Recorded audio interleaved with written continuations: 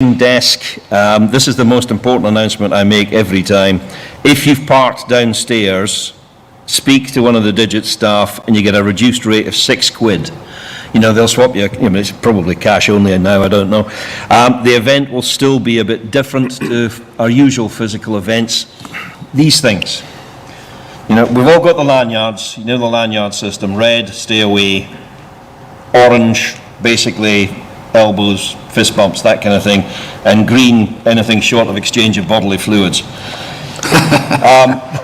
It's interesting, the legislation has actually changed about wearing these things in public places, but I notice that many of you are still doing it, so please respect that. If somebody else wants to do it, now that might not be for their benefit, it might be because they don't know what your susceptibility is. So you're perfectly fine to do anything you want in terms of wearing these or not wearing these, but please respect other people's wishes as indicated by the lanyards. The object of the exercise is basically just to try and stay safe as we can. It's not over. Whether you're here at the venue or joining via the platform, take the time to engage with your peers, have a chat round, build your connections, get involved in the sessions and Q&As and things like that. For virtual attendees, you can ask questions during the main sessions via the chat facility. Inevitably, there's a wee bit of a time lag, so get them in early, and we'll do our best to include them in the discussion.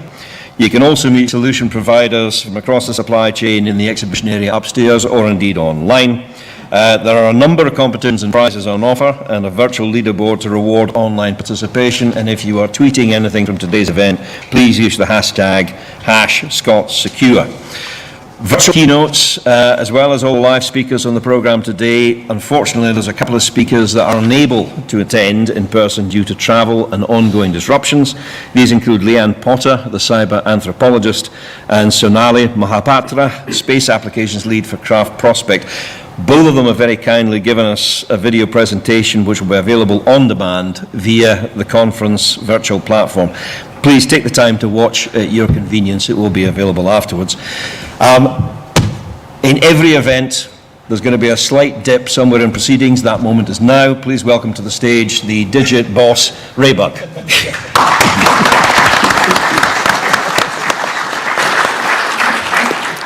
Very, very good morning. How lovely it is to see people in a room after 2 years.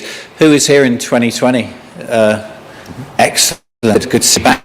Obviously, a lot of you are here at the 2021 virtual event as well, but there's nothing, I think, and I hope you agree, to compare to seeing the whites of people's eyes, those water cooler moments. And for a lot of you, I suppose it's probably a reunion with a lot of contacts and colleagues and friends that you probably haven't seen since before this monstrosity started. I'm not going to be up here for long. There's more interesting people than me that you need to listen to. But by way of thank you, I just want to make a big thank you to our sponsors and our exhibitors. Without their support, this doesn't happen. It's a free-to-attend event for end users. That's covered by the sponsors and exhibitors. And I do hope that you will give them a couple of minutes of your time today. They will be incentivising, as Mark has alluded to, with a variety of goodies, but a lot of them have also got some pretty big prizes. I did see a big Sonos speaker being raffled on one of the stands. I'm not going to tell you who's giving away what, because it means you've then got to do the circuit to find out what's going on, but I think there's Apple Watches and all sorts of things being given away today. So do a circuit of the exhibitors, please. You probably haven't met many, if any, vendors and suppliers over the past couple of years, so now's your chance to get back in and see how things may have changed on the supply side as well. But thanks very much to Checkpoint. They're the headline today, and you'll be hearing from Mark Mitchell very, very shortly. Our other co-sponsors, Cohesity, SecureWorks, Darktrace, OneTrust, and good old Barrier Networks are back again as well. And obviously all of our supporting exhibitors you'll see there. As far as Digit's concerned, this is one event of many that we do annually. All of our end user events are free to attend. We've got the Data Protection Summit here tomorrow. If you do want to come back tomorrow for the data protection one, just let the guys know and the team know at reception. They'll register you. You can come back and have it all over again. So you're more than welcome. Or if there's any colleagues you think might want to be here tomorrow, we've got space to accommodate them. A number of you here will be leaders. April the 28th. Is our annual Digit Leader Summit. That's been going for 6 years now. Leadership has changed fundamentally in the last couple of years with dispersed workforces, new practices, new technologies. We've all had to shapeshift a little bit in leadership roles. Come here on April the 28th, find out how that's been happening and hear from people in a similar boat to yourself. And then we've got Martech for your marketing people, and you can see all the other events we've got there. I'm not going to rattle through the whole lot, but it's a busy, busy year for us. We will send you the list and of all the events that we're planning to do over 2022, but our calendar is now confirmed for the rest of the year. One other thing, you may have seen some pull-ups upstairs with a new product that we've launched onto the marketplace, and we're only launching it in soft phase at the minute. Are any of you here currently recruiting? That's a fib, you're all recruiting in one way or another, aren't you? We're launching a job site. We get 50, 60,000 page views a month across our new site. So we're putting a job portal within that, which up until probably second week in May is going to be free to post your roles on. It's going to be promoted to an existing tech audience. So if you have got any roles, if you are recruiting, you can set up a free recruiter account and put your existing roles that you may be having out there. And I know that certain roles are very, very hard to fill at the minute. We're a little bit more laser focused because we've got a tech audience already looking at us. So we're not like Indeed or Monster or anything like that. So feel free to put your jobs on there for free as well. You can set up a free recruiter account and get your jobs up to date if you want to, but we won't be making it live to candidates probably for another week or so. But it's a good thing to do. Again, we'll send you the details of that after the event. Do chat with other attendees, do visit the booths, and please do have a chat with your exhibitors, get to know these guys. They've been waiting 2 years to see you. Don't disappoint them. And you may win a good prize as a result of it as well. But from myself and my team, and I want to thank the team because the team have worked relentlessly over the past 2 years. It's been a tough 2 years for the events industry. We've had to pivot not just operationally, but completely strategically as well. So big thanks to my team as well for all the efforts they've put in for the last couple of years. They've been absolutely stellar. Over to the interesting people. Enjoy your day. Thank you.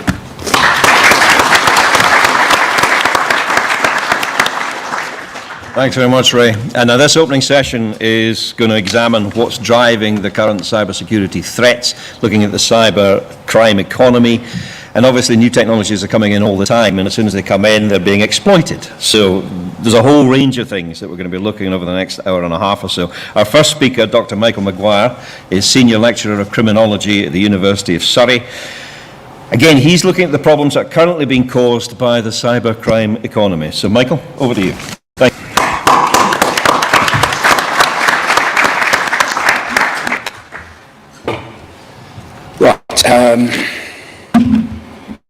Let me see, I'll put my timer on here because I'm academic and we do like to talk longer than what we usually allotted. So I'm going to talk to you, that's me, I'm a lecturer in criminology at the University of Surrey, and it's always interesting to talk to a cybersecurity audience rather than a more academic social science criminology audience. And actually I run a master's at Surrey which is called Cybercrime and Security. It's one of the only ones in the country, amazingly, and that kind of fits into one of the things I'm going to talk about today, is just how little dialogue there is between people studying cybercrime, which after all is, you know, what you guys are interested in preventing at least, or mitigating against, the relationships between that and what technical cybersecurity practitioners do. And it's safe to say there are some large gaps in understanding there at the moment. So I'm going to talk to you about a piece of research that we did at Surrey. It took about 3 years. I'm going to try to compress this into 3 to 20 minutes. Is going to be a bit of a challenge. But I'm going to hope to summarize the specific effects of this economy upon cybersecurity and give some indications of which way it's going. The actual research covered a whole range of different impacts, you know, including impacts upon social media platforms, upon nation-state strategies, and so on. But I'm going to try and just extract some of the interesting bits for cybersecurity. Now, obviously, when we think about cybersecurity, we think about it as the premier tool. That's what we have to fall back on to protect our networks. That's the kind of the received view, if you like. And clearly, people agree. It's an extremely lucrative market. It's going to, you know, 300 billion plus by 2027. So everything looks fine and dandy in the garden, doesn't it? Well, maybe not. It's good at managing certain technical risks, But there is a danger that cybersecurity practitioners, people like yourself, get locked into their own little filter bubble. You talk to each other, you exchange ideas about the latest threats and so on, but maybe the imagination, the scope of the field needs to go wider than that. In particular, this locking together of what criminals do, how criminals think and how criminals behave, and then what the best kind of fix to that. And as I say, the suggestion is that that there is only really, from most cybersecurity people I talk to, they don't really think about the crime side as much as, you know, how they can provide a fix. So what is the kind of relationship? Is it a sort of reactive one, you know, where cybersecurity is this lovely, warm, protective belt that stops cybercrime breaking into the outside world? Is it more of a kind of a sort of a foundation, sort of the other way around, if you like, where cybercrime and cybercriminals are doing stuff all the way around the perimeters and the boundaries, and cybersecurity provides this nice wall for business, government, and so on against that?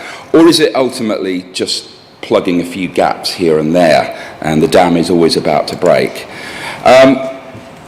Well, there's at least two broad challenges that we could identify. One is the idea, and there's always a nice idea I like to throw around at these sort of events, is that somehow cybersecurity is actually involved in the commission of cybercrime.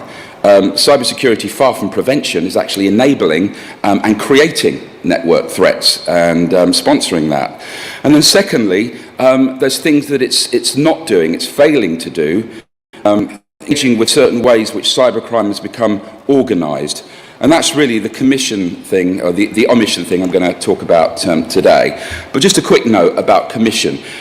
In what sense could it possibly be that cybersecurity is responsible for cybercrime? Well, in other talks, I've identified at least 7 reasons here we might want to think about. It fosters the problem. You wouldn't have got cybercrime without some of the, you know, standard methods of security, network protections, the secure networks like Tor, for example, which come directly from the cybersecurity world. It's created many of the concepts, many of the ways of thinking about how we engage with networks, which cybercriminals have willingly learned and adopted. Of course, the tools that cybersecurity creates to deal with the problem, many of them have leaked onto the open market, and there's any number of them, you know, the shadow brokers, NSA tools, Eternal Blue, all those kind of things, fundamental tools for cybercriminals which came donated, thank you very much, from the cybersecurity world. You could say the problem continues, and the problem hasn't been fixed, so what's it doing? It's created a very, very lucrative industry around the problem, but is monetizing the problem the best way to solve it. And all that money that goes into cybersecurity, is it actually diverting resources away from better ways of engaging with what cyber criminals are doing? And does it change what we think in terms of this idea of this ever-rising figure of crime in cybercrime? Is it distorting how we think and engage with the problem? Well, that's a whole different talk, but it's an interesting one. In terms of omission, there's several ways in which you could say that cybersecurity isn't dealing with the cybercrime problem. One is this idea of hyperconnection, which I wrote about in a book I wrote a few years ago called Hypercrime. It's actually connection which is the problem, not necessarily particular risks or risk vectors.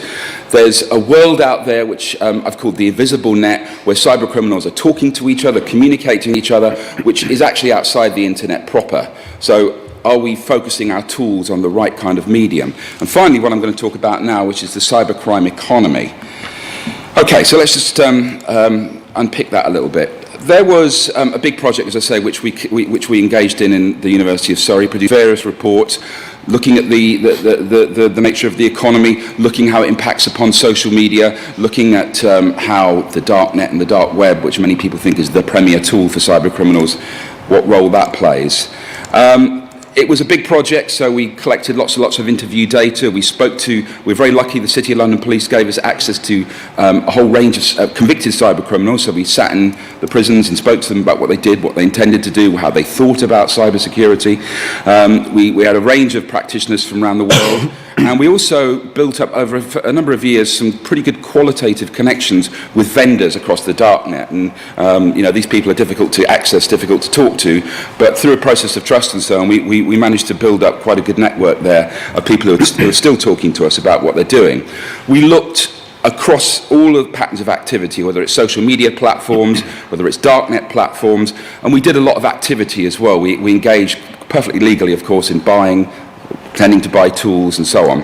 And then we conducted analysis on various kind of feeds, whether it's darknet listings and so on. So what we found was, first of all, what cybercriminals are doing is generating wealth at dizzying and really quite extraordinary levels. There's all kinds of ways in which they're doing it. It's not just the old style idea of carding forums where you pick up credit card data and sell that. They trade in data, they hire and buy cybercrime tools. There's a healthy e-commerce industry around counterfeits. There are skills and consultancy services you can buy. Most of this, I'm sure, is not news to any of you, but when you put it together, you're buying and selling currencies, trading in IP, company secrets, extortion, and so on. There are many multimodal ways in which money is being generated by cybercriminals. What they have is access to some, again, a prerequisite of any economy is raw materials, unique raw materials. And data is perhaps the obvious example here to use.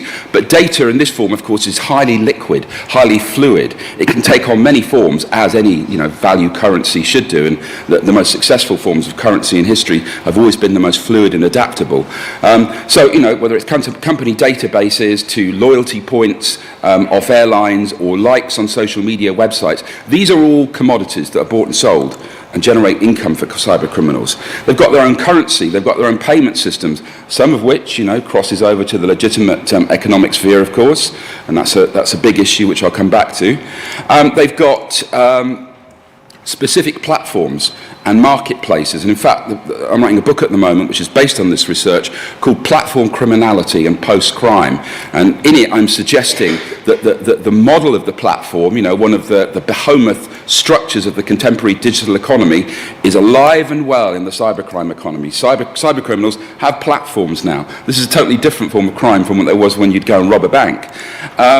They have their own supply centres. There's this famous place in Romania, for example, which is the hacktivist village, where people go and meet each other, hang out in cafes, exchange notes about what best to do. And the result is you get a flow of activities from cybercrimes, which create revenues, which the revenues are then laundered in different ways, they're spent in different ways, and that's an interesting topic in itself that we looked at, how do cybercriminals spend their money. But then perhaps most worryingly of all, they don't just spend it on things like Lamborghinis, cocaine and prostitutes, they also spend it on reinvesting into further criminal activity. And not just necessarily cybercriminal activity, but we found a lot of evidence, for example, that cybercrime is being used to fund things like terrorism and so on. And indeed, point I'll come back to, it's being used to fund many nation-state economies now. The estimate that we came up with, and we haven't got time to talk through the methodology of that, but I think it's pretty sound, and it's an underestimate actually, was that the value of this economy, this is not the cost. You often see metrics based on how much does cybercrime cost governments, cost businesses. I think that's a completely bogus metric, but that's a different conversation. But in terms of what the real thing, why it's attractive to cybercriminals is what do we get out of it? Well, they're making in their economy something like about $1.5 trillion on an annual basis. And what's interesting to see is how that breaks down, actually, from a cybersecurity perspective. The obvious things that we would, cybersecurity will worry about, things like crimeware tools, ransomware tools, and so on. They are profitable, for sure, but when you compare them to the kind of profits that are being made through much more just seemingly quasi-legal, quasi-illicit activities like the sale of counterfeit goods, prescription pharmaceuticals, and so on, that's where the real money is coming in. And again, this raises the question, where should we be directing our resources? Where is the cybercrime here? Is the sale of prescription drugs, should we call that cybercrime at all? Is cybercrime only about so-called cyber-dependent crime, i.e., the technical stuff around malware and DDoS attacks and so on? Or is the cybercrime really located in a much wider, burgeoning sphere of activity? And don't forget, the money that's being made in these other kinds of obviously less technical activities is feeding straight back into that economy and fueling some of the things that cybersecurity might recognise a little bit more. Just comparing that sum, that huge sum, to indicators in the legitimate economy, it's more than all of those top 3 Fortune 500 companies combined. It's bigger than the GDP of some rather large, quite wealthy nation states like Saudi Arabia. So draw this together then in terms of what this might mean for cybersecurity. That there is a healthy, a burgeoning, and very, very active cybercrime economy, and it's growing annually, and it's complex and multi-layered. What does that mean for not just in terms of the wider societal issues, but in terms of policing, enforcement, legal responses, and so on? What specifically might it mean for cybersecurity? There's lots of implications I think we could talk about, but since we haven't got much time here, I'm going to highlight 4. Material challenges, conceptual challenges, directional challenges, and finally, existential challenges. It's the very basis of cybersecurity. Firstly, in terms of the material challenges, well, clearly, when you've got a vibrant, burgeoning, active economy, a marketplace set of platforms that are communicating with each other, you've got a very, very rich and ready supply of tools. So, in the research that we did, we found that around about 60% of tools that you could buy on the darknet, for example, had a specific directionality towards business or enterprise. They were, a lot of them, many of them tailored specifically for certain types of business networks. We found, for example, that 24%, when we spoke to vendors, we said, look, we want to give us an access to a healthcare network. About 24% of them came back and said, yep, we got that for you if you want it. Give us access to a banking network. About 16% of the people we spoke to said, yep, we can get that for you within 24 hours if you need it. So, the tools that are out there in this economy mean that, irrespective of the cybersecurity protections there might be, most of the time, somewhere, at some level of percentage, there is a fix that the cybercriminals can get round that, and the cybercrime economy is providing that. Many of the things that you can buy, of course, and this won't come as any news to you, actually are designed to evade existing cybersecurity protection. So you had a tool called Nuke a few years ago, which could completely get around any Microsoft firewalls. You've got one I was reading about the other day called SureLocked, which is a kind of a ransomware which can bypass most forms of detection, the cloud-based detections. You've got techniques, conversations that you can have with cybercriminals, usually not on the darknet. The darknet is actually a front of house now. People think of it as the premier location for cybercriminals. But this invisible net that I mentioned earlier on is where the real business is going on. And when you go onto that, you find that, for example, around about 50%, and this is a story that came out the other day, 50% of antivirus tools now are subject to this protected folder attack.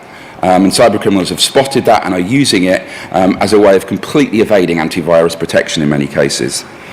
And you can get training. We were offered training, I think about $90, to evade to crack any Gmail mail system. And if you go onto sites like Trojan Forge, Mazalaka, Revamped, and the Revamped Darkode, Real Deal, and so on, you can get training to access networks or to be provided with the tools and the technical support, because of course there are lots of technical support mechanisms that these sites offer, to get into the network of your choice. And the latest tips, the latest information about how to do that are all out there being discussed on a regular basis. In terms of the conceptual challenges, well, one of the things I think is very interesting about this platform criminality, as I'm terming it, is that you're starting to get this blurring between what's criminal and what's not criminal. A lot of the time, the legitimate platforms like the Facebooks and the Googles are engaged in law breaking. I mean, it's absolutely clear that they've been prosecuted in many jurisdictions around the world. And at the same time, these kind of platforms are being used by cyber criminals. And I'll come back to that in the next slide. So what kind of goods are illegal? What kind of goods are not illegal? What is a risk? What is a threat? And what is just absolutely normal?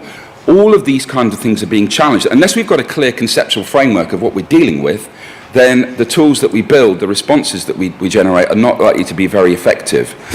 In terms of the directional challenges, well, I think this is interesting, is where are the threats actually coming from?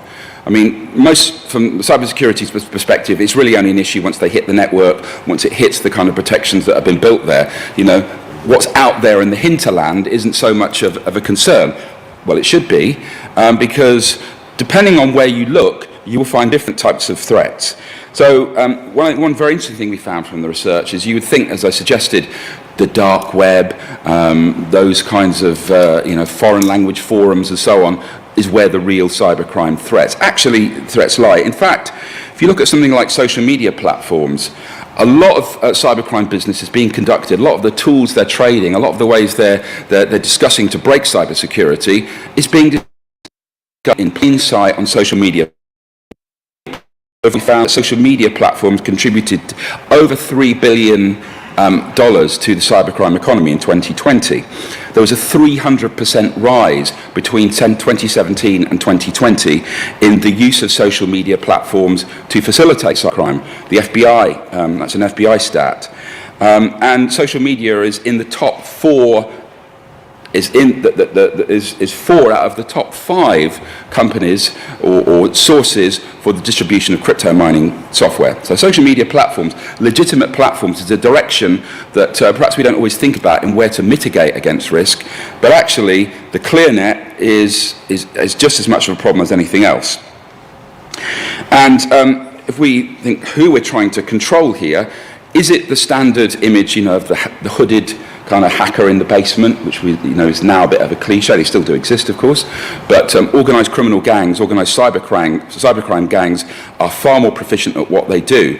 But even more proficient, and of course this is very topical at the moment, given what's we're going through in the world, is the role of nation states in this cybercrime economy. And the last report we published, which I haven't got time to summarise, but really indicated just what an active role now nation states are taking in driving, creating, shaping, funding, and stimulating this economy. So, on a sort of loose estimate, there's something like about 10 attacks every month which a nation state originated. That's a 100% increase since 2017. It's a question of, is the nation-state approach to cybersecurity helping it or undermining it? Because, of course, many of the tools, as I suggested earlier on, that they create actually leak onto the dark web and become tools that cybercriminals use. Many of the techniques actually that they use, and that's another sort of interesting reverse switch, is they're learning from cybercriminals how to use some of these attacks and hiring them as well. So finally, the existential challenges. Does this cybercrime economy mean, that the cybersecurity world as we know it has got some existential challenges? We live in a world where the number of the attack rate has doubled since 2019. There's an incident every 11 seconds. Many people might say, well, what am I paying for? It's not working, is it? This huge industry, this lucrative industry, ain't doing what it says on the tin. The obvious response to that is what we need is more technology. Cyber is often seen in cybersecurity as a technical thing, whereas cyber is not technical. It's one of these words that comes from a science fiction novel, and that says everything. But actually, cyber is about connection. It's about hyperconnection, which is about the human connections, about the interactions that facilitates. So the idea that you just have more technology to fix problems with technology is a kind of a vicious circle. I'll just give you one sort of final example of that to finish with, which is, where are we going in cybersecurity? Many people will say the buzz phrase is AI, AI, we just AI-enabled solutions. The vendors we spoke to, and we're interested in pursuing this question, we said, that's me, so, yep, okay, I'm going to stop now. There's three ways in which they're using AI right now. What they call poisoning. The idea that you take an AI system and you gradually alter its parameters very carefully, and you can then make the AI system go in the direction you want it to do. It can open up gaps which weren't there before. It can create suspicions where there aren't suspicions and leave other areas totally undetected. There's what they call reverse engineering or reverse inference. You use the AI system, and this is going on now. People we spoke to said they're doing this right now. You look at the system, you find out how it manages, the data it uses to create its protection, and then you reverse engineer and find out what the data is, or indeed you find out a way of creating a simulated AI system to do the same thing. And finally, weaponization, of course. Cyber criminals are using AI for all kinds of reasons, for pattern spotting, for generating malware which can adapt, which can evade, sort of virtual machine type forms of cybersecurity. It can decode and disrupt capture protections. It can simulate phishing attacks, and it can increase the speed of attacks using things like 5G to swarm. So does that mean that this is the end of cybersecurity? It certainly means I think that we're going to see something very different in the industry in 10 to 15 years' time. But I think one thing it finally just points to is that what we do need is far more dialogue. The kind of problems I see on my master's course between cybercrime students talking to computing students, where there are regular, almost fist fights in terms of how they should approach a problem, is something that we urgently have to address and create a dialogue which perhaps hasn't been there before. Thanks very much. Well, thank you very much.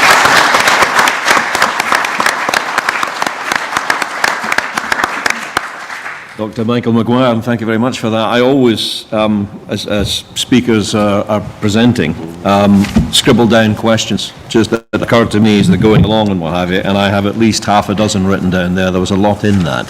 So don't worry, you will get the chance to ask questions when we actually do a Q&A session with the three speakers at the end of this. Our next speaker, Mark Mitchell, is a security engineer for Checkpoint, with an overview of where we are and where we might potentially going. So, Mark, over to you. So, good morning, everyone. To answer Ray's question, the last time I stood up here was just before the lockdown, and the last 2 years have been a bit exciting. Like many people in the room, nearly 2 years, 20 months into the pandemic, I contracted COVID, and I ended up with a 10-day hangover is the best way I could put it, thankfully.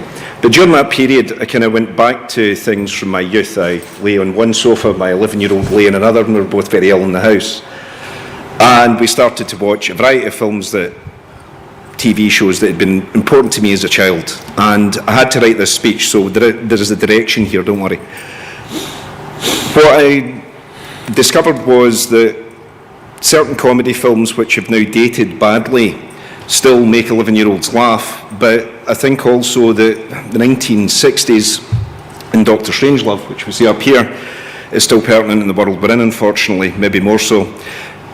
What I thought, though, about this is that there's one of the greatest comedic actors that Britain's ever produced, Harry H. Corbett in Carry On Screaming, a pastiche of Hammer horror movies, and then we have Sid James and Kenneth Williams, and this is where the talk's going. Kenneth Williams has a line at the end of the film as he's murdered as Julius Caesar, which is infamy, infamy, they all have it infamy. And what I looked at was, I thought, where do we start? The world is a mess, right? And 2 years into this, we've been working from home, everything else. So where we're going to go today, if you've seen one of my talks before, we do something different at the beginning, is the cynics. Now, the cynics are a kind of interesting group of Greek philosophers who looked for truth, absolutes in their society. They looked for people to be good men or good people. Cynicism, as we see it now, is seen as a negative trait, but the cynic is a philosophical movement, it's very, very different. And Augustus Brandis, who's a Christian, writes about them in terms of a dog, and we get this idea by the 19th century of everyone living in barrels. If you're up in your Mark Twain, then Huckleberry Finn lives in a barrel at the beginning, so there's a link there. But the point is that the movement didn't die. It started again in the Roman Empire, and they became Stoics. And the most famous Stoic, maybe to us, is Marcus Aurelius, the man that dies at the beginning of Gladiator somewhere in Germany. Not quite how he checks out, but the point is that Aurelius had a very different view of the world. He was incredibly well educated, and he was also very thoughtful as an individual about the empire he ran, the problems running an empire gave him. And he wrote a book, and a series of books called Meditations. And if you haven't read them, sometimes it's worth dipping in. But I would like everyone to take away from this talk today these three mantras. First one, you cannot control outside events as an individual. So what you let into your head is important. This is vital for cybersecurity. You need to be focused on what you're doing. Waste no more time arguing about what a good man should be one. We talk a lot about what we're going to do with operational planning, technology planning, and looking at what are we doing with cyber. We have to start being those things because the world is changing radically. And the last one, and I think this is pertinent to the absolute nonsense that we went through in the last 2 years, and maybe picking up on a thematic from Michael around social media, etc., is about finding yourself in the ranks of the insane. There is a huge amount of disinformation currently flying about. The world went through a flux point, and that flux point is causing huge issues still. Our current trends, picking up again, the last one, are that it's going to cost $10.5 trillion a year, right? That's what cybercrime is costing. Now, that probably includes cost remediation, trading, speaking to vendors like ourselves, and the actual cost of, paying ransomware. The issue is with it that trillion isn't a billion, so we need to think about that as humans. A billion seconds is 32 years. A trillion seconds is as long as we've been doing recorded art as a species. That's the scale we're at. It's Scrooge McDuck's vault. It's huge. But what's the actual impact of that? Well, in the last 2 years, the impact has been this trend, and if we take this, I just took this off the internet, but if we take this on ransom payments for ransomware, we see a massive spike in 2019. Prior to COVID, it's rising. We then see 2020 goes through the roof. We then have a dip. Why? Because they're as burned out as we were. Because everyone by the end of 2020 was exhausted because all we'd done was sat on Zoom calls for basically 9 months. And we'd watched a very good summer and spring vanish from living room windows, etc., or wherever you were based. The point is with it that basically the payment schedules then picked up again at the start of 2021. Why is this? Well, there's a number of issues, and one of the issues is that the payment schedule started to pick up, and you need to remember this word payment, because in about a third of all the phishing emails that are going to take your credentials off you, that appears either in the title or in the body of the text repeatedly. It's a word to scan for. The majority of phishing emails are delivered now on a Monday, used to be a Thursday, about 32% of all the ones we see. Now, the issue is with it that we start to see this pattern developing, and this is a rather truncated issue, but that could take several weeks, could take several months. But the point is that once login credentials are stolen, this is still a major issue. This opens up a number of potentials within your environment. Now, if we go back to the pandemic and our working practices, we need to think about the fact that what is digital transformation? Having worked in large-scale sort of global scientific endeavours with CERN, effectively it's taking data to people or people to the data irrespective of geography. That's all a digital transformation truly is. You don't need to go to a place to do your job. However, the problem is this, that the working practices can have undesired outcomes. We use a program like Excel. Who doesn't use Excel in the room inside their organisation? Right? 2 people there. Good, right. You'll get a prize of some description at the next Scot-Secure talk. That's excellent. Right, so the point behind this is that we've got 2 people out this whole room, and if we polled the IT industry, I'll ask the next question. Who uses Excel in the way a database should be used? That'll be everybody. Because that's what we're doing. We're distending our working practices, and this is leading to a lot of workaround issues which are becoming more and more apparent. And if we take what happened with HSE in Ireland, which is actually quite an important point about the vulnerability of cybersecurity systems, it came in Excel. And if you read the report and do the right reading elsewhere on the internet, you find out how they resolved it. The keys were handed back to the Conti group because it was so far-reaching. Because at the end of the day, nobody really wants their door hoofed in by a special branch. That's where this goes, because the problem is that the entire environment, an entire country's health service was taken offline by infected files. That's where we are. Now, where are we? Education and research is under attack continuously. Why? Because that's where the money is just now around COVID. Then we've got government and military. These are the end of last year. Communication networks, ISPs, healthcare. Healthcare was a higher target in 2020 than it is now. Healthcare brings its own set of real analogue world problems to criminals, which include basically really long times in jail for murder, which happened in Germany. So ransomware attack inside central Germany in 2020, a patient died while being in hospital transport. Not the first time somebody's died from a cyber assault, cyber attack. That lies in the US with video doorbells, where a guy was shot through the door by the cops. But the point is that basically we're now at a very different point.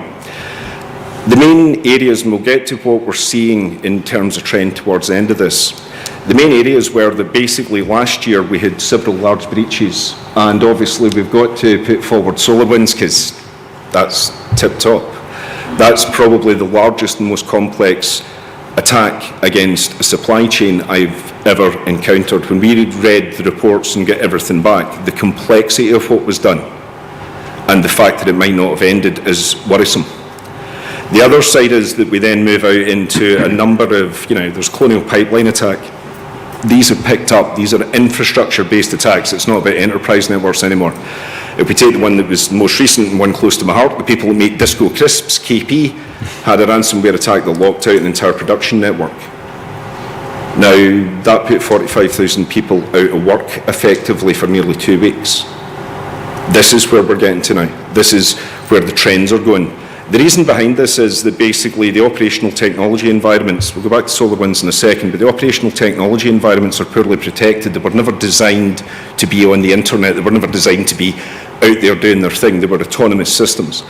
Now that digital transformation and cost centres and all those great drivers that businesses have, we're starting to see more and more of this network type going on to standard networks, which have got internet access, which opens them up to a far wider range of attacks. The next one is the rather exciting Log4j issue as well, which obviously everyone really enjoyed at the end of last year because that's what everybody needed just at the end of the year. That's always a good time for this to happen. The problem is that it's not really going away. The main area is that the botnet environments that we're seeing are recurring. Irrespective of law enforcement activities, they are so profitable that they're worth taking the risk to re-invoke. What we're also seeing is that basically this map here, if you can follow countries that have had major civil issues in them, are generally marked in grey, bar Iceland and Greenland. In these areas, the ones that are highlighted in red were last year seen as threat areas. This is continuing, will change slightly. What I would like to pick up on, something that was mentioned in the last talk, is initial research is indicating that basically from a nation-state actor viewpoint, and this is at North Korea, a missile program was funded by basically crypto mining. That's where we're going. It's so profitable to do. So we are seeing changes in the economy. Now, one of the things is, thinking about this in a different way, is that that's going to give the people that are stealing all the money and costing us more and more in insurance and so on and so forth as individuals and as a collective society a big problem. Because if you end up with all the money, what are you going to do with it? It's something we haven't quite addressed at a societal level or thought about, that if you're at the scale that Michael's saying, just in one area, you're bigger than a nation state. Now that does give you two problems. Number one, someone else might steal all your money. Generally governments do that, and generally governments are very slow, but they get very good at making your life a misery.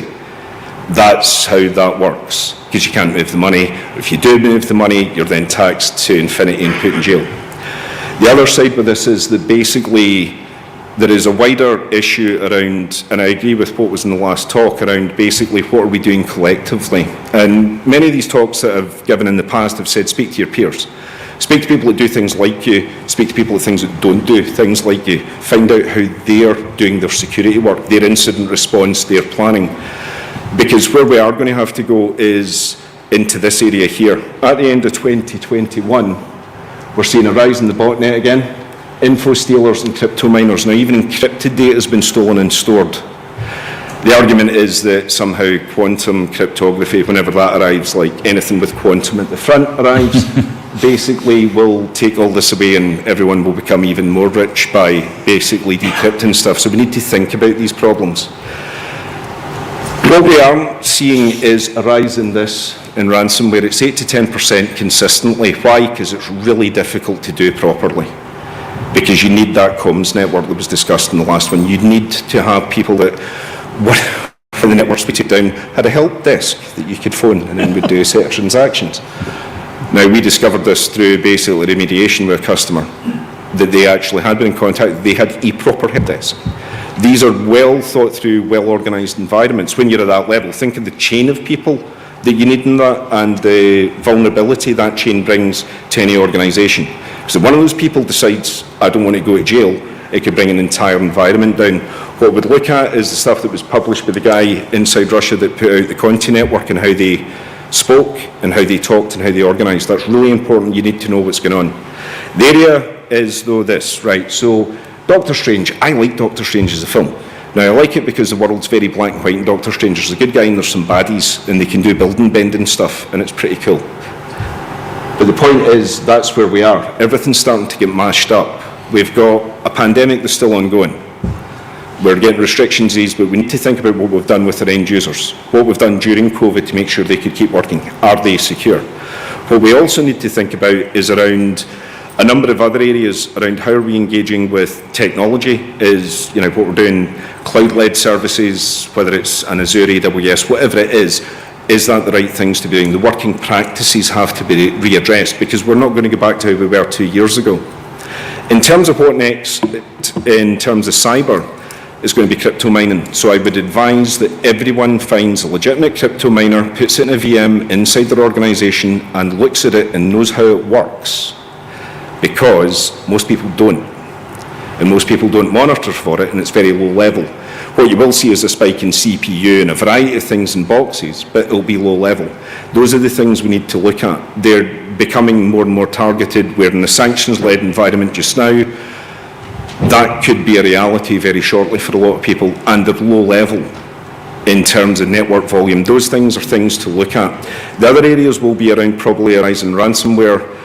There is a lot in the press just now around potential infrastructure attacks. Is that likely? Potentially. However, are they state-led? I couldn't tell you because I don't work in that circuit. The thing is behind it, from that side, if you have got infrastructure which is mission critical, it does need to be protected by law. But if you look at any of the regulation, take your security modelling beyond the regulation. The other area to look at is incident response. Take it as read, the ship's going to sink, right? And the magic computer in your pocket's not going to be available. Work to that and work out how you would get back from that and work out how to do that. An example I gave of this is years ago, we had an exercise doing mountain survival where we had to take someone that didn't have a broken leg but had a broken leg off a mountain, so they died twice. In the third attempt we got it right and got them to whatever it was they were meant to get to. Right, so nobody dies in that, but the point is the whole thing is about comms. That's picking up on that thematic as well. You need to work out how you're going to recover from this. Look at the reports that have been issued around SEPA, some of the findings from that, I think that's quite pertinent.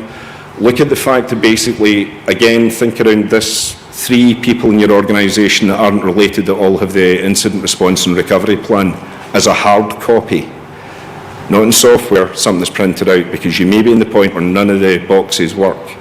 Those are the things we need to plan for. The point is behind that, and that's not to be sensationalist, is if you can, this isn't about losing access or control, this is about recovery at this point. These are the areas that we're seeing. The people that have got good plans recover very quickly, learn the lessons, do what they need to do and move on. You don't want to be in an extended recovery cycle, because those are incredibly complex to come back from. The politic of it as much as anything, I stand to the side of these things, but it becomes difficult in an organisation because everyone's, why did we get to this point? So do your planning, think about what you've done with your users in the last 2 years, look at the things that are becoming market trend in terms of ransomware, in terms of crypto miners, what you can do. A crypto miner, you can download a legitimate one, run it, just see what it does in the network, because if you know what it looks like, you'll be able to isolate and identify it if there's an issue. Apart from that, everything will be tickety-boo. Okay, so we'll be all good. It's an ongoing Tom and Jerry scenario that we're all in, and it just builds up and builds down, builds up and builds down. So with that, thank you very much, and that's us done.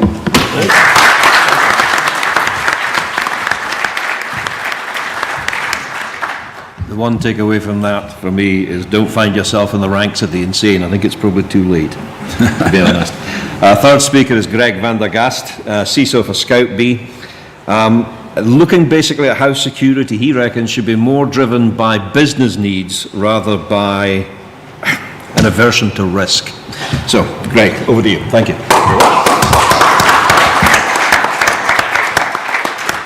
Thanks, everyone. I didn't realize how old the picture they had was on file. I do normally wear a suit, but Ray wouldn't flip for the dry cleaning, so here I am.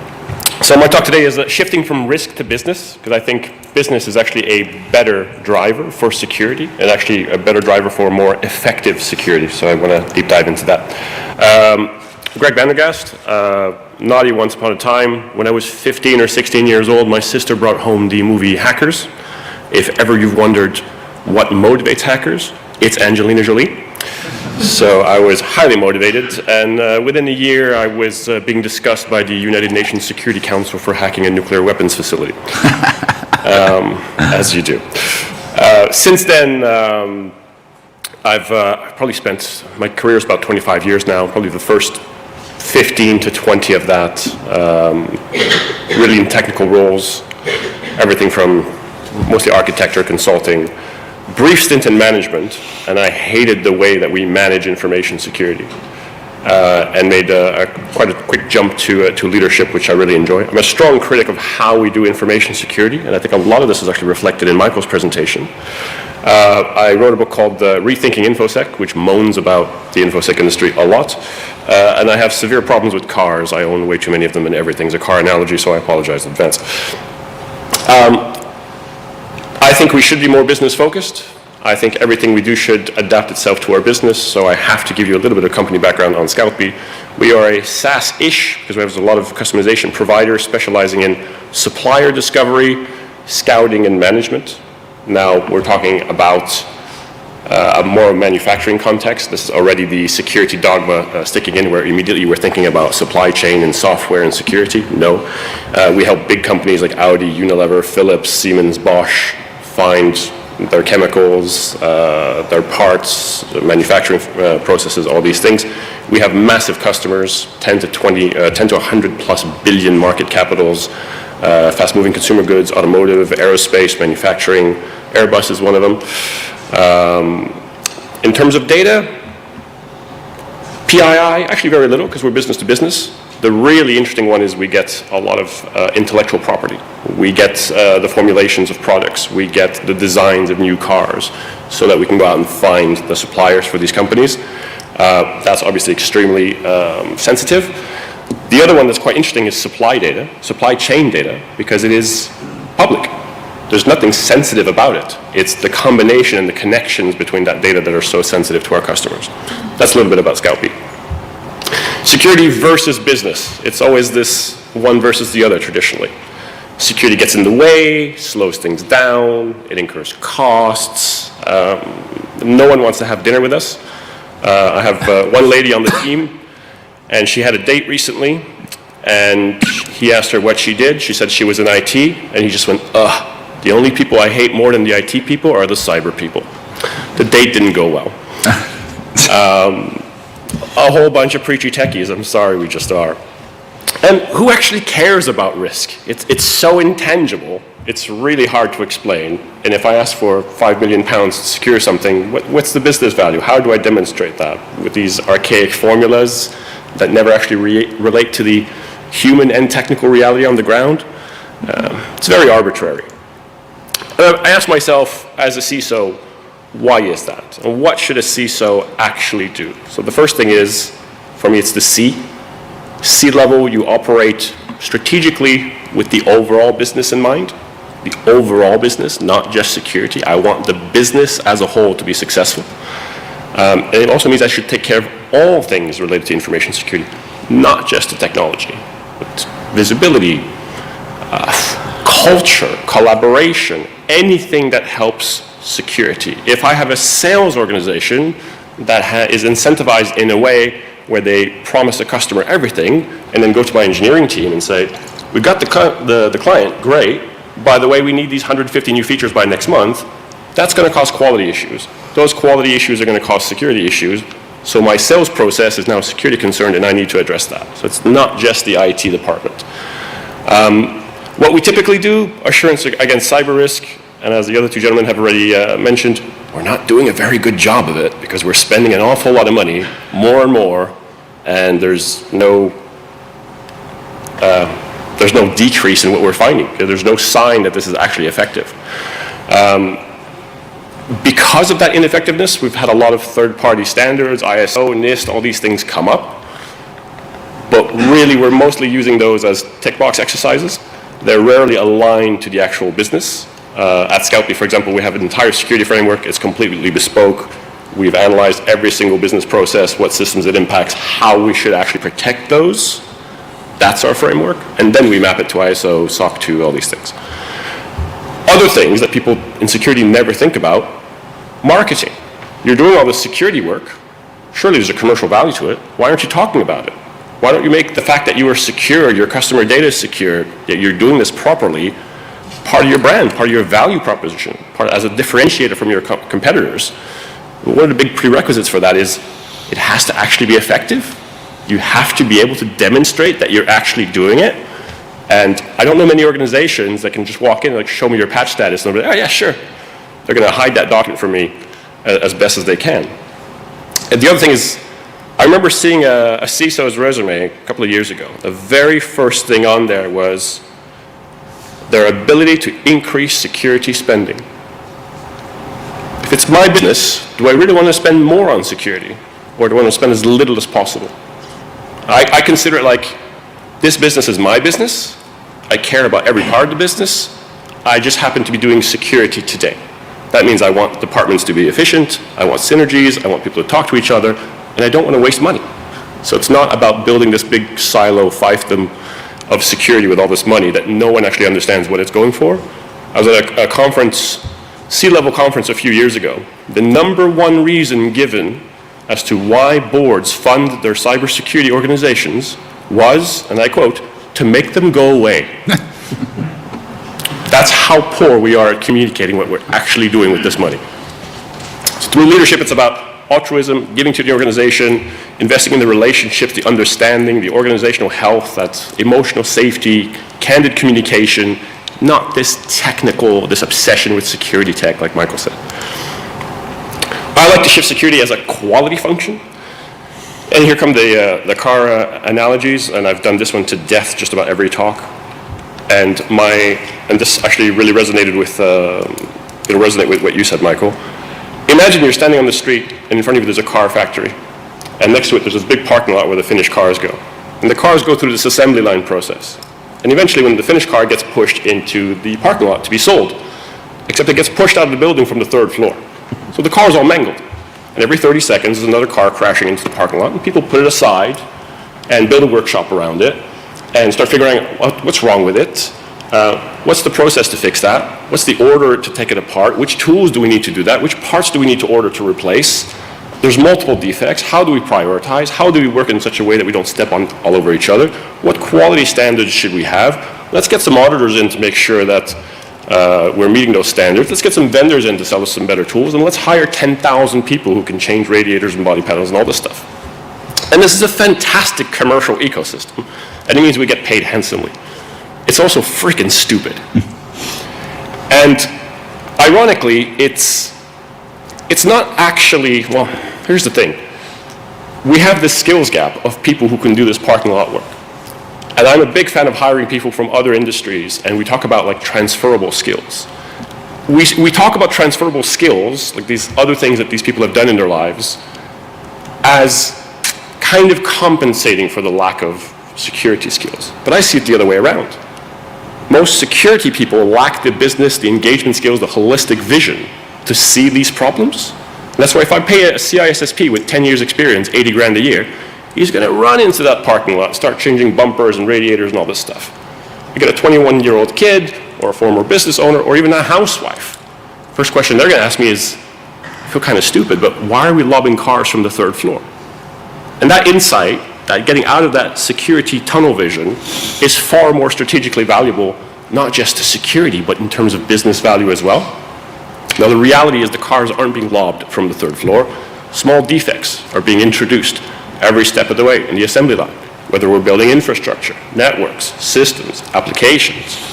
We cut corners. We don't document. We don't think holistically. And then, for example, I have an engineering function, or rather I have a development function, and they build stuff, and it's maybe not built in the best possible way. And then it gets handed off to a DevOps function that has to maintain it. And they're very frustrated because you gave us something that's unmaintainable, and it's difficult, and it's more effort, and it's more cost, and it's frustrating, and it's causing turnover. It's causing retention issues. We have to hire more of these people. They're very expensive.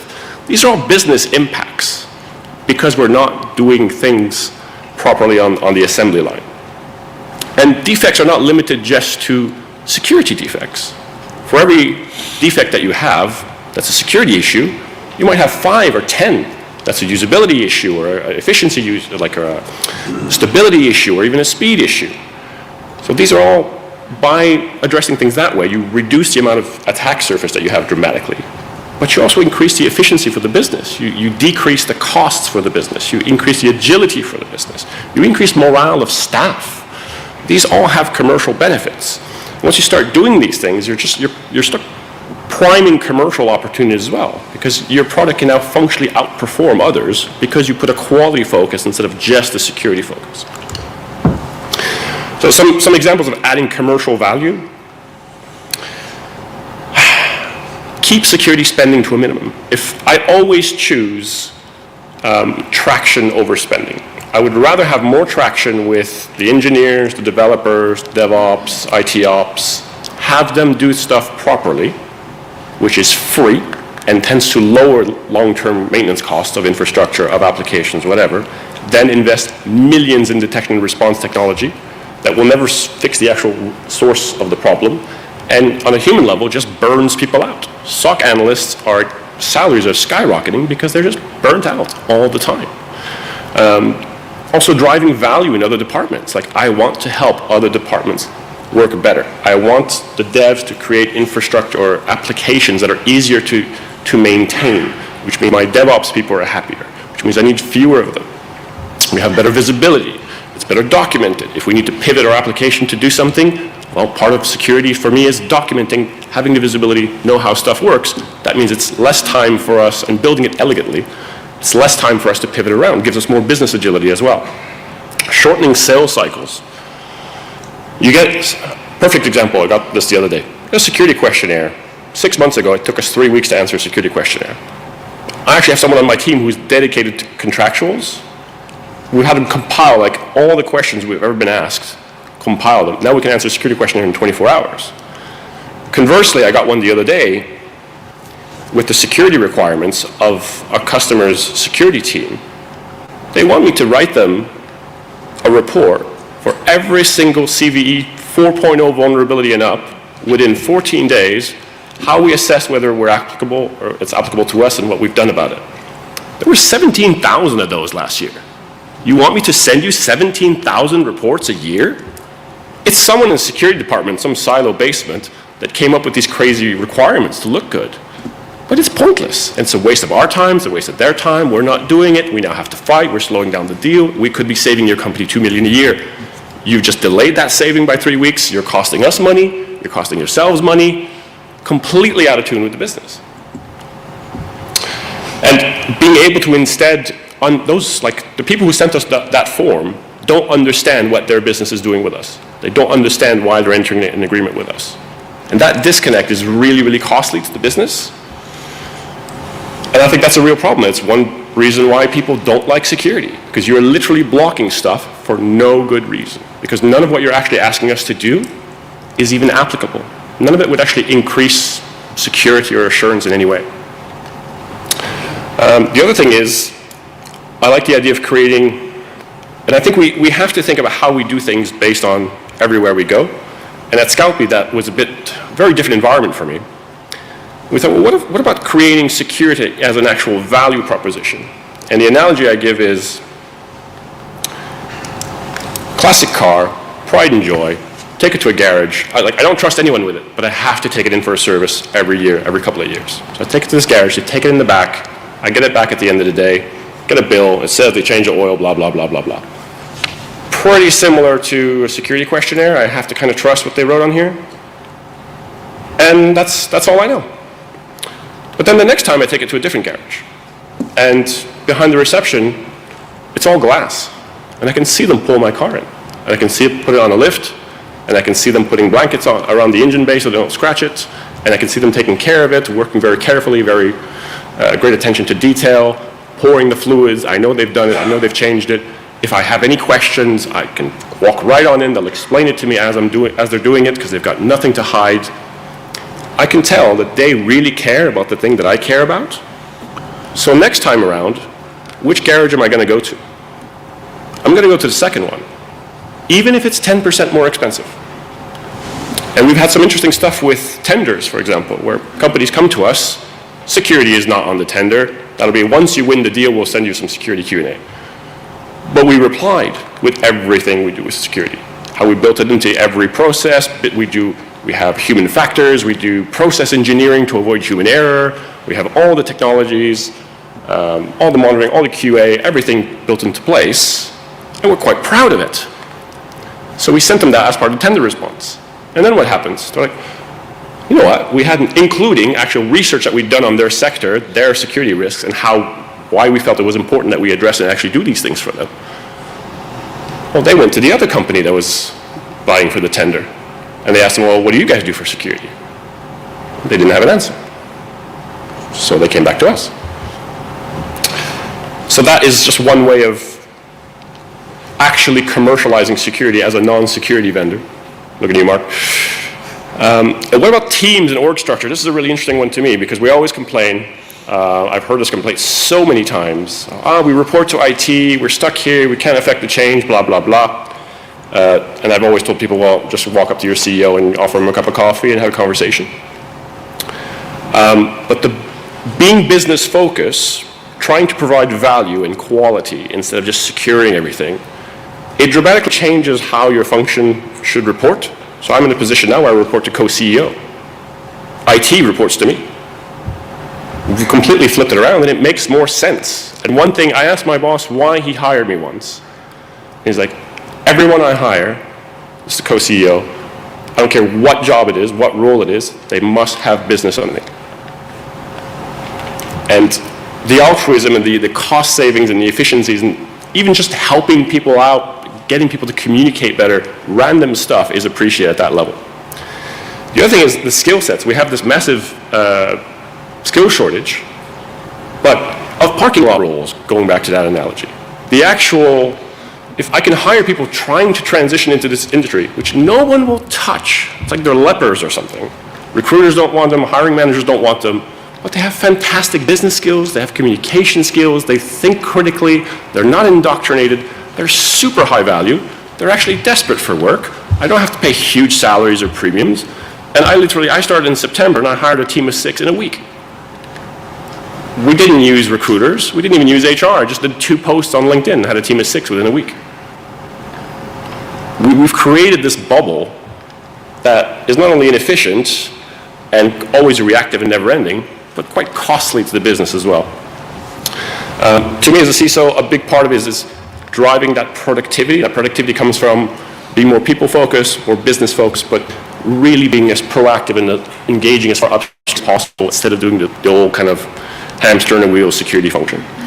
And the fact that these people are actually working on solving problems sustainably, as opposed to dealing with incidents, actually changing the way things work so incidents don't happen anymore, and the fact that they're business aligned and appreciated by business and other departments, it's much more satisfying for these security teams. And that really helps satisfaction, it helps productivity, it helps retention, and that's more value, human value for them, but also business value for the business. And all these things provide security and business value. If I'm going to go back, I want to say one thing about when I became a teenage hacker. And it was, sure, I'd go out and hack stuff, because I was bored and 16. But my biggest takeaway was I would connect my computer. Back then we didn't have routers and stuff. You just dialed directly up to the internet. You had a public IP address. My biggest takeaway was if I went on IRC into a hacker chat room and I hadn't really locked down my system, my hard drive would start making funny noises after about 30 seconds because it was formatting itself because someone breached my system. So to me it was less about the offensive stuff and more about how do I protect my system so I can go out in the pool with the sharks. And that's always stuck with me. And that kind of fell apart when I entered more the corporate world, where you have organizations, businesses, people actually trying to do stuff. And after 20 years, this is how you scale that to me. This is the most effective way I've found of actually achieving this and having that uniform level of security. So what about risk? Well, the first thing is being business focused brings you to the table. You get traction. People listen to you. People have an interest in what you're saying because you are contributing. And traction is almost always, unless your budget is zero, even if your budget is zero, traction is likely more important than more spent, because you can get other people to change how they work to make things more secure. You don't necessarily have to spend security dollars. Having that visibility by being involved in all aspects of the business allows us to know more about it. We know what matters. We know how things are viewed, how they're prioritized, how things work, what different teams, departments do, how they process things. That allows us to actually better understand the security landscape, our security landscape. We're always talking about the outside. I want to know the lay of the land around my village so I can make sure that I build a wall all the way around it. And the other thing is keep risk in the background, because it's quite frankly a little bit boring. And the analogy I use for that is if you've got like a 13-year-old son or daughter who wants to go to the festival and you know it's full of drugs and bad ideas, and you just tell them no, they'll probably rebel against you, dislike you more for it, and go anyway. But if instead you contribute to their interests and to absolutely everything else they want to do in their life, when the festival comes around, they'll actually ask you to come along with them, and you can be there and keep them safe without them ever even being aware of it. So stop just talking about risk and start talking about how can I help the business, and then do the risk stuff in the background. And if you do it as a quality function, it helps the business and reduces risk at the same time. That's all I've got. I want to urge CISOs to move more into true leadership positions, more people, leadership, business-focused positions. Move away from tech. One comment I've gotten many times is that by executives is, oh, you're the first security person that I've actually enjoyed having a conversation with. Or, oh, you're the first security person, or the first person to actually make security make sense to me. Which is nice for me, but it's pretty damning as far as the state of the industry and how bad we are communicating and relating to executives and boards. Like Michael said, security is not fundamentally a tech problem. We have to address the people, we have to address the relationships, we have to get, even if the technical parts that we do deal with, we have to get their support. And to other CISOs, they need to kind of be a bit more tolerant of us, stop shunning us, mentor us a bit, teach. That's one thing at Scoutbee it's been such a growth experience to actually be that closely involved with the executive, with the management team. Learn a lot, absolutely fascinating. I think we need more executives to take a chance on their CISOs and kind of show them what matters to them instead of sticking them in the basement. A little patience on both sides will help a lot, both with security and the business. Shameless plug, I've got a book, My Ex-Wife Needs the Money, buy a copy. And that's it, thank you very much. Feel free to get in touch, LinkedIn, email, whatever you need. Thanks.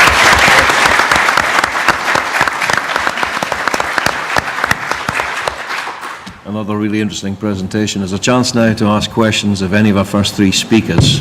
We've got two live microphones in the hall here.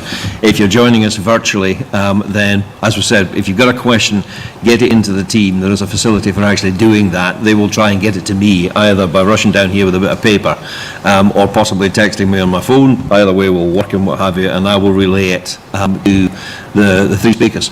So, first question, who wants to go first? Nobody ever wants to go first, but somebody must. Right at the very back there, Pete. If you could introduce yourself, please, sir. Tell us who you are, where you're from, and then ask your question. Yeah, my name's Connor. I work at a company called Free Agent as a security analyst. I was wondering, just kind of for the whole panel, do you think we put too much emphasis on the sort of gatewaying the sort of introduction into the cybersecurity industry in general, as opposed to kind of looking at the person? We tend to look more at these insanely expensive certificates that we think that people need to have. We look at more like, you know, what skills, or sorry, not what the skills of the person that has, but how they've shown that they've applied those skills beforehand, not in more of a sort of technical way, however. And it seems to be blocking a large amount of people trying to get into this industry in general, and especially almost sort of, I wouldn't say funnels people into sort of more dangerous paths of careers, but if you look at white hat hackers who are trying their best to try to make their way as a job, when you're kind of, after several hours of trying to get into a company, being told, oh, hey, yeah, you found a way in, here's $10, as opposed to what they could get somewhere else. I don't know. Can I ask, I missed the top of that. Were you addressing that to a particular speaker? No, it was just kind of the whole panel. I guess maybe more focused towards Michael or Mark. But. Okay, right. Let's do it in reverse order. Greg, your thoughts on that, please? I was going to say, I'd love to answer that one. Absolutely. I think the bigger problem is more on the hiring side. There's absolutely no need for a lot of these certifications. In fact, I find most security certifications relatively low value. I value the more technical certifications where it's like, how would you say it, like real knowledge about a specific product. You know, how do I configure Checkpoint? How do I configure Cisco or AWS? That, to me, makes sense. Security for me is much more about critical thinking. And I think it's a lot of those things, there's a big push to standardize job roles, to standardize kind of paths into the industry from others. And I think it's a terrible idea. I think we really need to be much more dynamic than that. We need to be much more creative than that. Yeah, so personally, I mean, I hired 6 people. I have no idea what certifications they have. I didn't look. Yeah, and the last job post I had, I think certifications and, no, I think my experience requirements were enough to do the job, and the certification requirements were I don't give 2 farts. That was literally was on the job ad. And I don't think we even had real interviews. It was literally a phone call, and I'm discussing, look, this is, I think the hiring process is really, I think hiring managers and recruiters perhaps need to get some leadership training. Because to me, it's, you have a conversation with the individual, you describe what the situation is, what you want to achieve, how this role fits in there, and you tell them a little bit about the situation, and you just end up having a conversation. You can tell that they get it. You can tell they have suggestions, they have ideas. They've maybe done it before, or they could definitely do it, and that's all you need. One thing I find very lacking from most job posts, most what we call job descriptions, you know what it is? A description of the job. Mm-hmm. It's, we want this many years, these certifications, these technologies. Like, what will the person actually be doing? Describe that, and you'll find the right candidates. Is part of the problem there the fact that the person who's compiling that particular piece of information doesn't know? That can't help. No, it doesn't help. Right. Mark? I think, I mean, I've been doing IT too long. It's getting to 30 years nearly, and one of the things is it's changed and it's become a cost centre. And this drives a real issue, and picking up what Greg said and what you kind of alluded to. This is about how people think. This is why we all do IT, right? It's better than doing outdoor work most of the time because you're not in rain if you're in Scotland. The other side is that basically it's highly specialist. It has its own cachet to it as a job because you get to do really cool stuff. You get to go and sit in conferences. Sometimes you get to travel internationally. Generally, other jobs don't have that. The problem is that if we go to take my role, and I am actively recruiting just now, so if anyone's interested in looking at a post in the north of England, please feel free to come up. The area with it is that it's not, I agree with this whole thing about the description file, the fact that basically you have to be Superwoman or Captain Marvel or Superman to get the job. That's not how this works. This is about how you think. And a raft of qualifications, I have seen entry-level jobs that will pay, I'm going to be honest here, this is where it starts to fall down, and people, why have we got a skills shortage? So I want a CISSP on the help desk.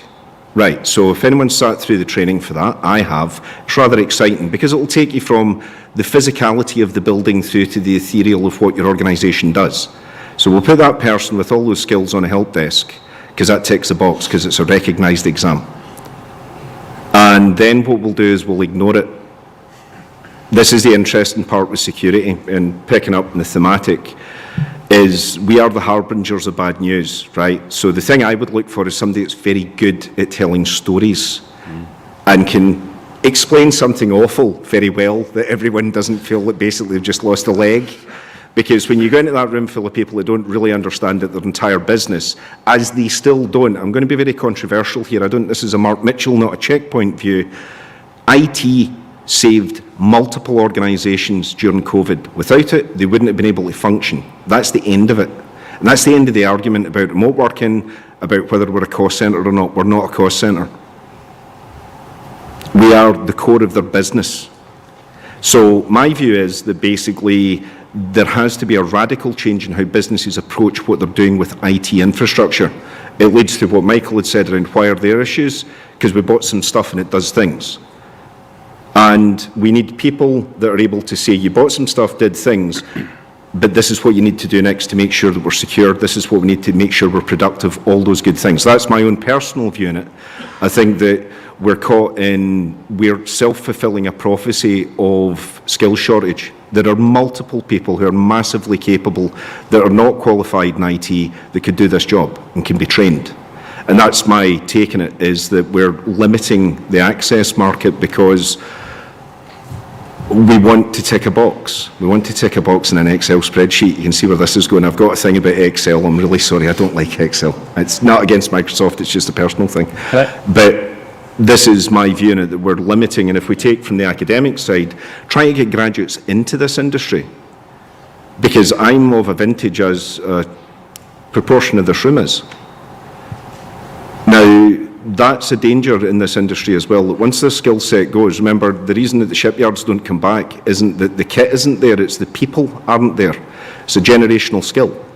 So you need to be able to think and communicate, but also you need a very diverse background as well. So that's my view, and I think we are limiting what we're doing. We could have the skill shortage filled if we were a bit more creative and actually invested in the people and changed how we do IT engagement.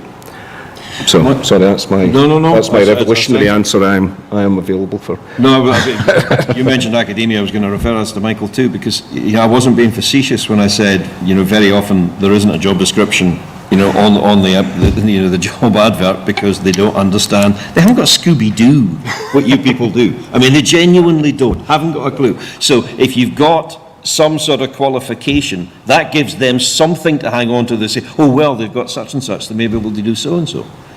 So our qualifications, going back to the original question, handicap in a different way. They assume a worth that very often they don't have. Well, I think this is not just a problem for cybersecurity, it's a problem for employment and professionalism generally at the moment. Is, in the academic world, you are measured by the number of papers you output every year, rather than how good those papers are or what significance they have. So yeah, we've got a problem generally, I think, in the professional world of certain metrics being employed, which somehow tell us something. And I think, as Greg pointed out absolutely accurately, having a list of qualifications, having these skills tells you nothing about what it is you're going to do in the job and how you're going to do it. And bringing it back to the cybercrime economy, the point is that the people we're dealing with, and ultimately the reason why we've got a cybersecurity industry is because people are trying to crack cybersecurity. So who are those people? And the point is they're very adaptable. They don't silo their skills into particular areas like we find in the professional world. So a lot of the people who are writing the job adverts, presumably, you'll know better than I, are the HR people who, that's their skill specialisation, and they try to talk to the IT people to come up with a job description. And what they're not doing is having the kind of adaptability to deal with the people who are very, very adaptable. So the course that I run, which as I say is, I think as far as I know, it's one of the only ones in the UK, and they're very rare in the world, which combines cybercrime and cybersecurity. We've got this cultural problem, and it's one that I willingly created in a sense by creating this master's, is how can we get social science, criminologists, academic people talking to computing people, computer scientists, and certainly the experience on the ground is it's really not working at the moment. Just on the very everyday, mundane level of almost fist fights between one group of students and another group of students who just the communication between them is just non-existent. So I think until we start to employ people which have got this richer life history that, Greg was referring to, that can think outside the box a lot more, until we start thinking of creating teams of people, and I think this is where Mark's absolutely right as well, this is the core of the contemporary business world. This is not an add-on, this is not a side thing. The cybercrime economy demonstrates that you've got to treat this at the core of the business, whether it is protecting us against COVID, whether it's having a platform, a digital platform, which is where everything is going in that direction. Until we understand that as a kind of as a core factor in what we do, and we have adaptable teams that have expertise across the board, then we are just going to be talking in silo to each other. Going back to what you were saying about the research that your university carried out, and you said you actually went into prisons and spoke to convicted cyber criminals. Why did they cooperate? How did you know you could trust what they were saying? Well, crime research has always got that problem, is, criminals basically are liars, and they're criminals, so you have to take what they say with a pinch of salt. You triangulate, it's the old research thing. You stand on one hill and another hill, and then you kind of join the dots in the middle, and you start to get some workable information by doing that. Cyber criminals, they like to talk about what they do. They're proud of what they do in a lot of respects. And the actual point of the research initially wasn't to find out about the cybercrime economy, is to find out how criminals spend their money. And what was interesting again there was the palette of different types of motivations they had. Some people literally was an insider crime, they needed to pay the mortgage. So they did a little heist inside the business that they worked for. Some of them were, your bog standard traditional criminals. They liked the cocaine, they liked the flash cars, they liked all of the kind of, the glory came with it. And some of them were much more considered, and some of them were professional as well. Surprising number of them bought Alfa Romeo Spiders. Right, question right up at the back, please, Pete. Hi there. My name is Andrew Kelman, an IT contractor. It's maybe a bit early, but I'm just wondering if anyone's seeing sort of the analogies coming out of COVID of how different countries managed the kind of the threat posed by it in its early stages, a kind of an unknown, and just how different organisations, their leads, take risk. It's trying to basically bring to life, excuse the dark pun, but what is risk? We're trying to stop something that may yet not have happened. So I just wonder if you're seeing anything like that being taken to boards that don't really get risk. Okay, Mark. In terms of, sorry, I didn't quite catch. Right, could you just repeat just that one, but speak a little louder, please. I did struggle. Sorry. Apologies. Ultimately, is anybody for boards that don't get risk or see risk management as a cost rather than an enabler, is anyone seeing analogies being taken to them to go, this is why we manage risk, because we stop bad things happening? I'm just wondering if you're seeing that, because there's obviously organisations out there that... I'll answer the question, sorry, I'll be very, very general because I can't be specific around organisations. The answer is yes and no, and it is dependent on the people inside the board, and it gets back to basically that thing about communication. If you have someone that can communicate, we'll start this again. It depends on the regulatory environment. If you have a big stick that's going to come down on you and you can't do anything, they generally understand risk. If you don't have a big stick down on you, you understand risk because, but you're less likely until something happens to act on it. Now, used to work with a traffic cop that said the best way of stopping speeding would be to have a massive metal cone that came out the centre of the steering wheel as you went over 70 miles an hour. And for every mile an hour you went over, it extended an inch till you got to 85 and it was right in your chest. Said because at 85, that's when a car can overturn in a high-speed chase. So if you're ever getting chased by the cops, keep it at 60, right? That's what I was told. The point is that basically the risk profile, we're living in a very dynamic environment. The rest of IT, and this is where we need to think about IT and security slightly separately. The rest of IT is a critical investment. So I buy X number of things from vendor X and it does a network, or I buy a thing off someone in a data center. Security is not. Security is dynamic. Now, if you had a huge number of people trying to physically break into a building in more and more elaborate and interesting ways every day, you would have a 12-foot high wall, you would have all the bits that you need to stop people getting to the building. That's the bit we're missing here. because the risk is ethereal, it gets down to basically a breach in an individual. The reason we've got the problem we have just now with analogue crime versus digital crime is if you stole the money that was given in Michael's presentation or mine, physically stole it and shot your way out of a city, you couldn't sleep anywhere on this planet. You would need to, basically go to Mars on your own, fund your own space program to get away from the cops. But if you do it digitally, what's the actual impact? Because you're targeting individuals, organisations, and this is the risk profile people don't understand, that if a company goes off, KP had a huge issue and they went public instantly because it's a massive issue. It's a gigantic supply chain. It's not that all these people work for KP, it's the entire supply chain. That risk mitigation point will only become relevant in organisations, and again, this is my own thought on it, once we see something huge, which is e-cities off, and we have seen the start of that in the US, where entire areas go off. At that point, the risk mitigation changes. The problem is it's after the horse is bolted, because it's about the planning stages. I was saying it's about that ability to everyone say, right, if some terrible thing X happens, what do? We do it for fires. What happens if the building gets levelled? And if you think about 9/11 taking absolute analogue catastrophe, most of the organisations that were inside the World Trade Centre had full recovery plans for exactly that. It's a big building and a plane might accidentally hit the building. What do we do? So it's getting the analogue back into the digital, because it's too ethereal for boards sometimes. This is the thing, that's a word I've used far too often, but it's intangible. It's up there somewhere and people like us deal with it. It's not that, it's a risk to the business. Now this goes back to my argument about what IT actually is. It underpins everything. So therefore that is a tangible risk to the board, not to the CISO. It's a risk to the shareholders. So that's my thoughts on it, but you do see gradations of that. So I'll now give you the very truncated version. Yes, you do see the gradations of risk acceptance, shall we say. And you'd be surprised across, some people are very thorough, some people are a bit more, it'll be okay. So there's no one size fits all really for that.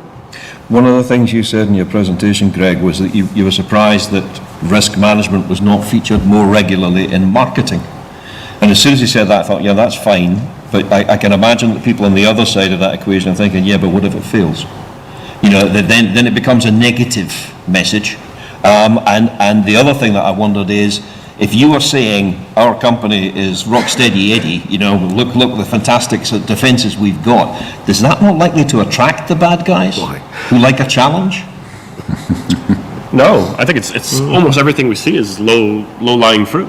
Yeah. You reckon? Okay. I don't know, I'm genuinely asking. Every time it's highly sophisticated cyber attacks, SQL injection. Yeah. Yeah. It is nation state. It's a 14-year-old. He was in Russia, but it's not the nation state. Yeah. So, somebody watching a YouTube video, going back to what Michael had said. You speak up. Sorry, it gets, again, with the risk side, from the actuality, the cleared web is a disaster zone just now. There are multiple tools you can go on, YouTube, Google, whatever you want, and it will show you in tutorials how to do things that are technically hugely illegal in the UK. You will go to jail if you get caught doing this. But then what's the legality if it's hosted in the EU now? Has drawn cigarette. Nobody quite has worked that out. Or the fact that basically what you're doing in one country, this is the problem we've got. There's no global response. This ties back to a thing I did 3 years ago in here. There is no global response to this, right? So it's countries having to pull together. Once that starts, that's when it changes. It will get driven underground and reduced, but they're going to have to really work at the legislation, because if you've got stuff that's available in the house, it's a case of, it starts to you get into that anyone can do this or try it, and you're into a totally different game of, assault against organisations. This is what we see as it's chase the money, right? That's how this works. This is because it is a cash-driven economy. The other part is, though, that spillover is there. You can look up CVEs and then look up on Google how to get around the CVE, then go on YouTube and look at the CVE, any vendor, within reason. And there's things on how to either mitigate it or how to, breach it. And you're sitting going, but they talk about a duty of care. That, they're a socially responsible organisation. I'm not having a go at Google, but there is an argument. Many years ago, Terry Pratchett was interviewed with Bill Gates, and Pratchett gave commentary around basically his concern was that all data had primacy on the internet. Now, there is a truth to this, and we need to be careful with this, which is that who's going to guard it? And Gates gave the wrong answer and said, oh, well, you know, the custodians of data will guard it. No, they won't, because there's primacy of data, and we saw that, we've seen that in the last 2 years, because everyone's story is this right. And it's not quite how the world works, if I remember correctly. The pre-pandemic world wasn't quite like that. And that's the problem we've got just now in cyber, is that this risk profile is amplified by this. This is a huge forces multiplier, to use that phrase, in terms of, you know, potential of somebody just mucking about in the house, then does something really stupid and finds out they've got arrested. There's, you know, you're into that, but they could take down critical infrastructure, as you're saying, when SQL injection going, well, so it's got YouTube do it, must be all right. Can I just again raise something that you had in your presentation, Michael, that you said that there is a blurring between what is licit and illicit. And again, the first thought that crossed my mind there was, isn't that just a normal, isn't that just an extension of normal business practice? That always is the way that business operates. It is, and that's an interesting kind of root of this phenomenon. What I'm arguing is what's different now is just how universal this has become. So, you know, we looked at sort of threats to enterprise, you know, from the dark web. We also looked at how the enterprise is using the dark web, and in some cases it's using its very interesting ways for recruitment, some interesting, like get some good people, go on the dark net and produce a kind of little clue and a sort of a challenge, and the best people who do that will get the job. But also it's using it for things like business espionage, for exchanging stock market tips, for actually researching kinds of malware that it can actually use. So, you know, just in that one domain, the distinction between the licit and the illicit is blurring. Of course, what nation states are doing in terms of being outside of the law in the first place, since they make the laws, is using tools that cyber criminals have created, and also creating tools for cyber criminals to go on and use. So I think we're and platforms, as I say, as I mentioned, which are, if you like, the juggernauts of the digital industry. The platform model is being used by cyber criminals on the one hand, but also platforms, you know, Google, YouTube, facilitating the kinds of attacks that are causing sort of problems, and actually being the subject of litigation in various jurisdictions around the world. I often sort of argue, and people when I talk to Google don't like this, that Google are much the cyber criminal as, you know, kid in Russia doing a hack. Interesting. I found that really interesting. Can I ask you to thank our first three speakers one more time, please? Thank you.